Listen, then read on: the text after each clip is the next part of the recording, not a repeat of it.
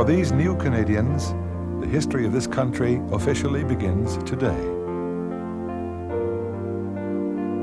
For the several million Canadians whose parents immigrated here, the history of Canada goes back perhaps a generation, or maybe to the turn of the century.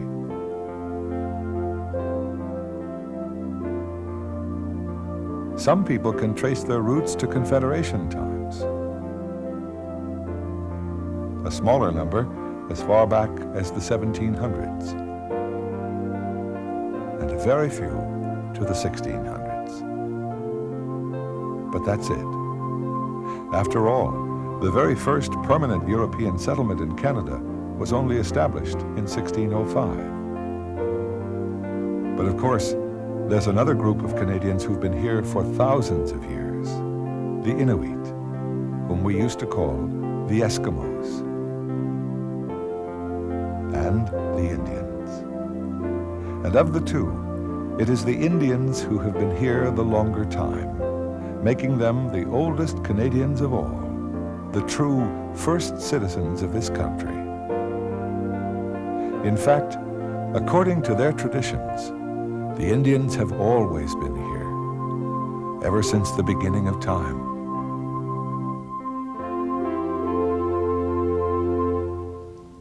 Origins, a history of Canada, a new approach that's been called the new history. What is the new history? Basically, it extends the frontiers of traditional history, both in time and space. As far as the space frontier is concerned, we won't be stopping at the Canadian border. Instead, we'll be tracing the root causes of the events that have shaped this continent. This will take us all over the world, all across the Americas, throughout Europe, as well as to Africa and the Far East. As for the time frontier, just as our history doesn't stop at the border, neither does it start with the Canadian Confederation in 1867. Instead, this series will end with Confederation and will begin many thousands of years in the past. There are 16 programs altogether. The first 3 are devoted to the history of the native peoples in pre-European Canada.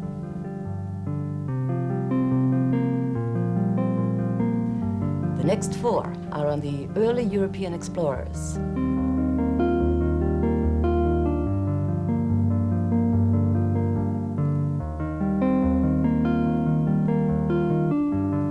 Then 5 programs on La Nouvelle France, New France.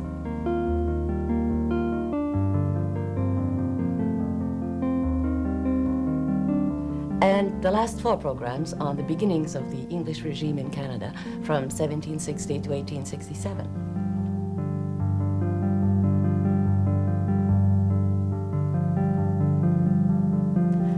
We've had more than 30 top North American scholars working with us on origins. And because of our very broad new history approach, these include not only historians, but also geographers and sociologists and economists, as well as experts on prehistory, archaeologists and anthropologists. When does the history of Canada begin?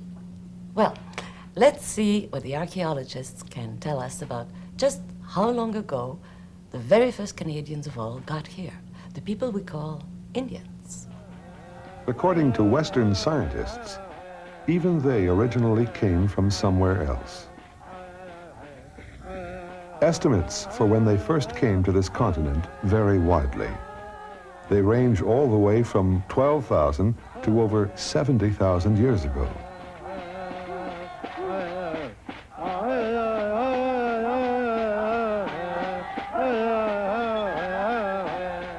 Some of the most intriguing evidence for the date of their first arrival comes from way up in the north of Canada. This is the Old Crow River in the Yukon.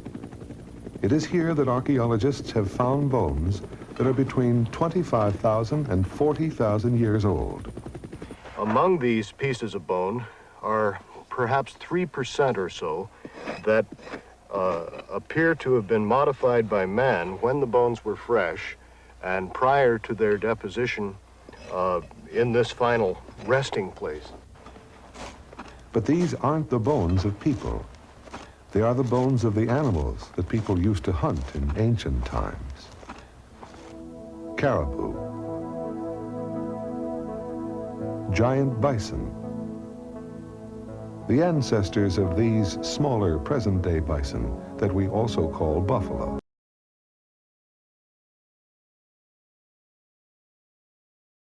Another of the staple foods of prehistoric man was the woolly mammoth,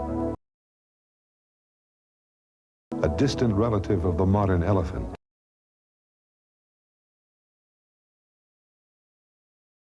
Evidence from many parts of the world shows that people not only relied on animals like these as a source of food, but that they also made tools out of their bones. These pieces of mammoth bone, for example, have been radiocarbon dated as at least 25,000 years old, and look as if they've been shaped by man into cutting instruments. If we can prove this, then we'll know that the first Canadians must also have been here in the Yukon by 25,000 years ago. Unfortunately, there are no longer any mammoths around, so archaeologists sought out the next best thing, an African elephant which had recently died at a Boston zoo, Ginsberg by name. They then made simulations of prehistoric tools out of pieces of stone and caribou antlers. They used these to slice up the remains of the unfortunate Ginsberg.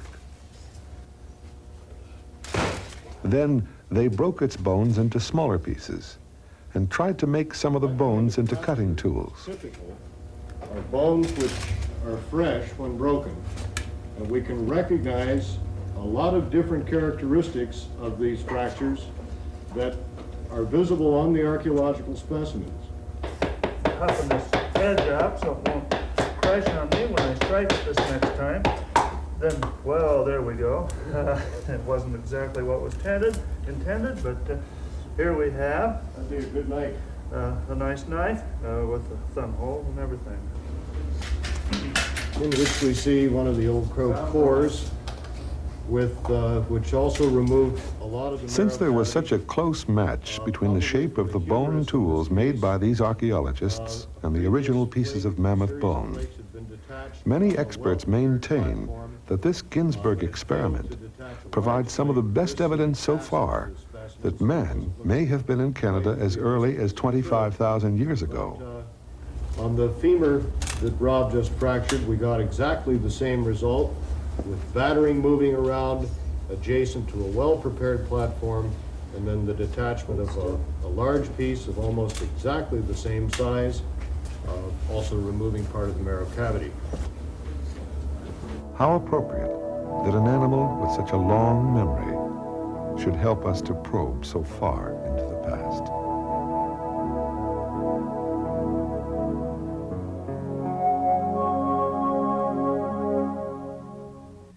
In addition to the Ginsberg experiment, lots of other research has been done relating to man's first arrival in North America.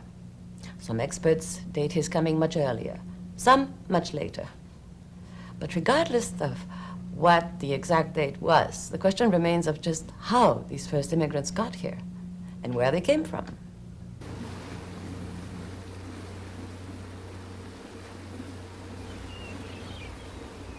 If you go as far north and as far west as you can, you will eventually reach here, the northwest coast of Alaska. Now, the only thing between you and the coast of Siberia in Asia is a narrow strip of water about 80 kilometers wide, called the Bering Strait.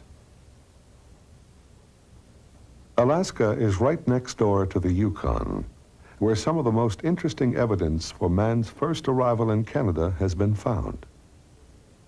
But in fact, there is evidence of early man all across this region, which includes parts of Alaska as well as the Yukon. And since Alaska is so very close to Siberia, it seems likely that that's where the first immigrants to Canada originally came from. Even 25,000 years ago, they were probably quite capable of crossing a stretch of water like the Bering Strait. But they didn't need to, because at that time, the Bering Strait wasn't there, and Alaska was joined to Siberia by a vast plain of dry land about 1,000 kilometers wide. This is because the period we're talking about falls right into the middle of the last great ice age, when the weather was much colder than it is now, and much of the northern hemisphere was covered in ice.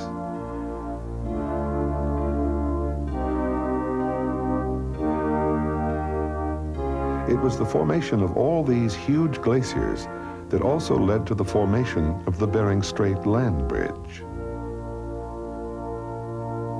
Usually, most of the water which evaporates from the ocean gets redeposited on the earth in the form of rain, and eventually flows back into the ocean, so that sea levels stay more or less constant. But during the Ice Age, the evaporated water turned into snow and built up as ice on the land. It never found its way back into the sea. So as the glaciers climbed higher and higher, the sea level sank lower and lower, turning the Bering Strait into a dry plain. And that's how we believe the first Canadians arrived. They walked here from Asia. Big game hunters pursuing their prey. But these Asian hunters were destined to be stranded in the Alaska-Yukon region for several thousand years. They couldn't explore Canada any further because the rest of this land was buried under enormous glaciers, some 3 kilometers thick, stretching all the way down to where Kentucky is today. So as was to happen time and again in the history of this country, ice played a major role from the very beginning. It was ice that had enabled the first Canadians to get here by creating the Bering Strait land bridge.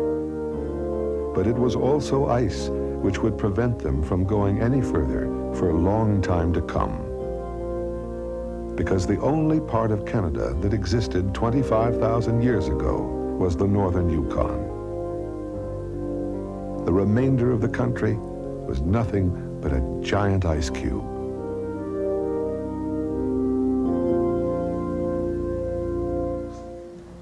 The next obvious question is, when did the first people on this continent move beyond the Alaska-Yukon region? And where did they go next? Again, archaeology provides some of the answers. The key to retracing the movements of the first immigrants to this continent after their initial settlement in the Alaska-Yukon region can be summed up in one word: spear points.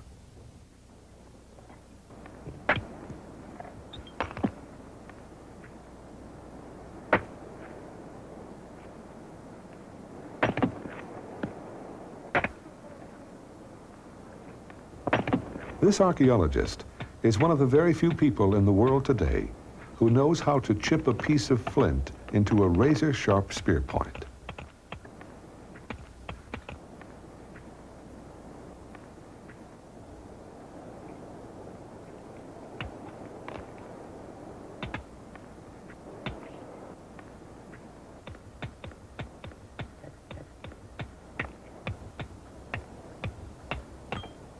It is an extremely delicate operation, especially when he gets to the final touch, making the little groove or flute that will fit into the shaft of the spear. One false move, and the whole thing will shatter to smithereens.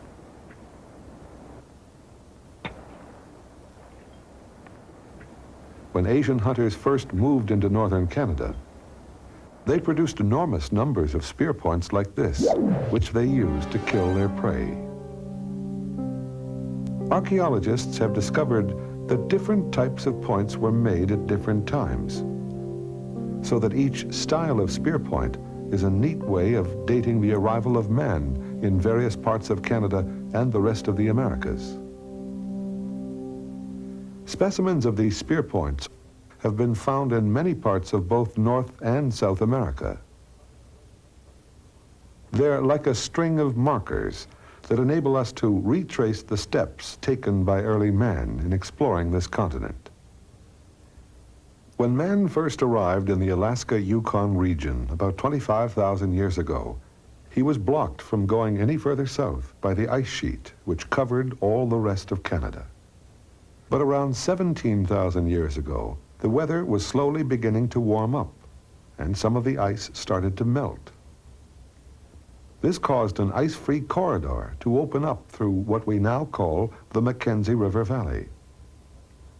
The Asian hunters gradually worked their way down through the ice-free corridor, eventually emerging into what is now central Alberta around 12,000 years ago. They then traveled further and further south until by roughly 11,000 years ago, they had finally reached the furthermost tip of South America. Within the space of about 1,000 years, they had gone all the way from Alaska to Tierra del Fuego. This may not seem very fast going, but when you consider that we're talking about the advance of the human species itself, it is an extraordinary achievement. It involved some 16,000 kilometers of every conceivable type of terrain: Arctic tundra, prairies, forests, deserts, tropical jungles. It was also the real beginning of the history of Canada, because as the weather continued to warm up, more and more ice melted, and the glaciers began to retreat further and further north, so that more and more of this country could emerge from beneath the ice sheets. By about 10,000 years ago, or roughly 8,000 BC, Canada was gradually beginning to take shape.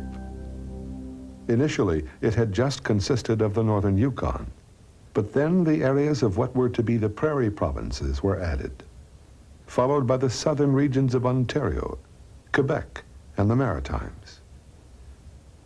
And just as this happened, some of the Asian hunters who had moved down into what is now the United States began to make their way north again and settle into the newly exposed southern fringes of Canada. Once more, our history was being defined by ice, so that as the glaciers slowly rolled back, Canada was not so much discovered as uncovered.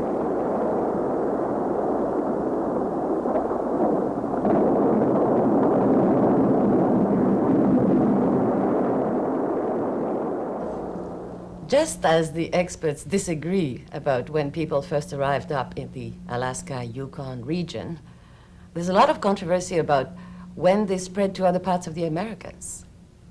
But whatever the precise dates, the fact remains that these people were breaking new ground.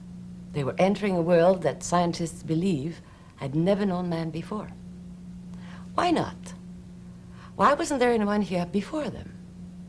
There are numerous theories about the origins of man, but it's the scientific theory of evolution itself which provides one of the most intriguing explanations. To find out why there was no one in the Americas before the first peoples arrived from Asia, we have to go way back to man's earliest beginnings. According to the theory of evolution, we are ultimately descended from the same stock as monkeys. Monkey-like creatures began to evolve about 35 million years ago. By about 30 million years ago, one branch of these animals had evolved into apes. Around 4 million years ago, one branch of the ape family began to evolve into a man-like creature who gradually became more and more human, until by about 50,000 years ago, he had finally reached the stage where we call him wise man, or Homo sapiens. He'd now become a fully human being, physically and mentally indistinguishable from any of us today. But all of this progression from monkey to ape to man-like creature to man himself was confined to the old world, to Africa, Asia, and Europe. None of it took place in the New World, in the Americas. It wasn't because of a shortage of monkeys in the New World. There were lots of them in South America, where they had started to evolve at about the same time as the Old World monkeys. The monkeys of the two worlds don't look all that different. But it was only the Old World monkeys that would eventually lead to man, whereas the New World monkey just led to other monkeys. As with many aspects of very early history, there isn't complete agreement among the experts as to why the New World monkey came to an evolutionary dead end. But many anthropologists believe that the most likely explanation is as follows. All monkeys were initially adapted to live in trees, whether in Africa or Asia or the Americas. But because of climatic changes, particularly in Africa, the trees began to thin out in some parts of the Old World. This forced some of the monkeys to spend more and more time looking for food on the ground. Eventually, this would lead to certain types of monkeys turning into apes, who tended to be better adapted to living on the ground and to walking about on their hind legs. It's this ability to function in an upright position which triggered the eventual transformation of ape into man. Now look at the situation in the New World, in South America. Here the forests remained as dense as ever, so that monkeys didn't need to learn how to function on the ground, and therefore there was no opportunity for the transition to apes to take place. So the ape never did evolve in the Americas, and therefore man didn't either, because without apes, you can't have men. This is why when Homo sapiens spread all across the Old World, right up as far north as Siberia, and then crossed the Bering Strait land bridge into the Americas sometime before 25,000 years ago, he was going where no man had gone before. He was, in fact, taking the original giant step for mankind.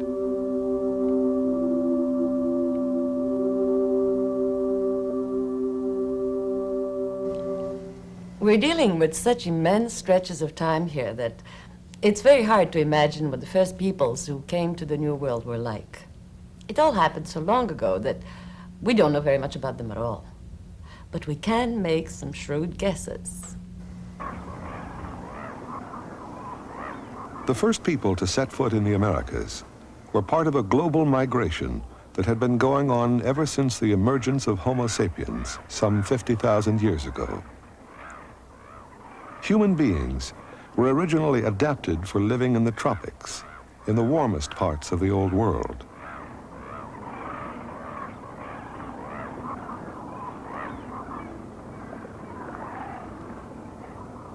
We can get an idea of the sort of life they led from these modern bushmen in southern Africa, who are some of the very few people on Earth today who still carry on a way of life that has hardly changed at all since man first evolved.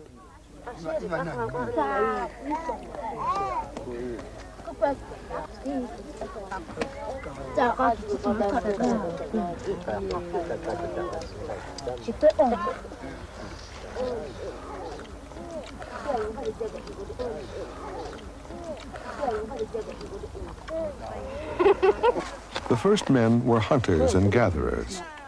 They foraged for wild fruits and plants.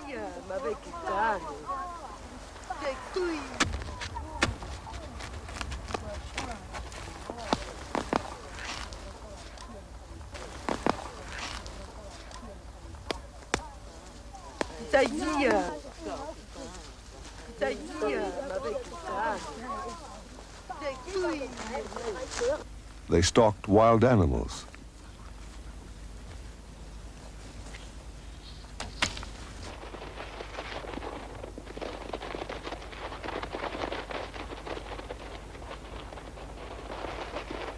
Gradually, over thousands of years, their pursuit of game led them further and further north, and they learned to adapt to colder and colder conditions. They learned to make clothes for themselves out of animal skins.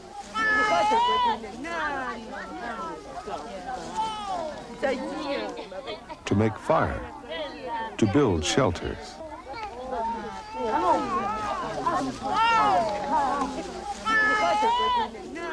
As time went on, people learned how to survive even in the coldest regions of the Old World.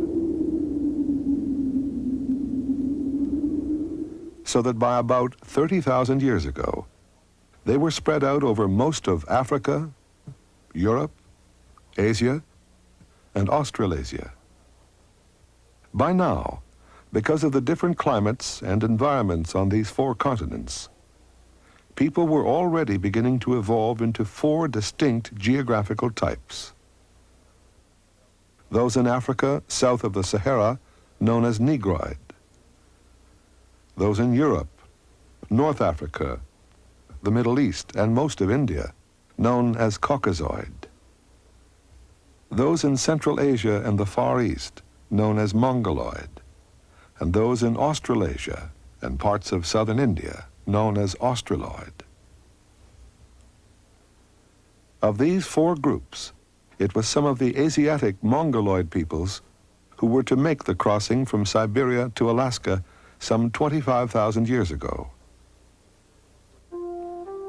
So the first people to discover the Americas were of Asiatic stock.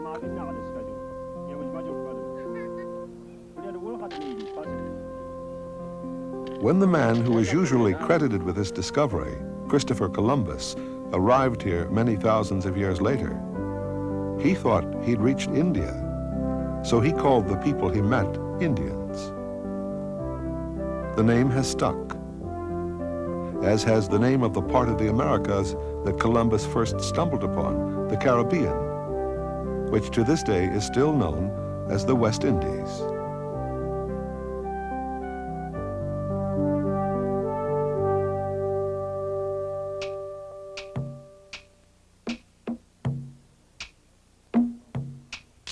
But although Columbus was wrong about the land, he was by sheer accident half right about the people. They were not from India itself, but they did stem from the larger continent to which India belongs. They did originally come from Asia.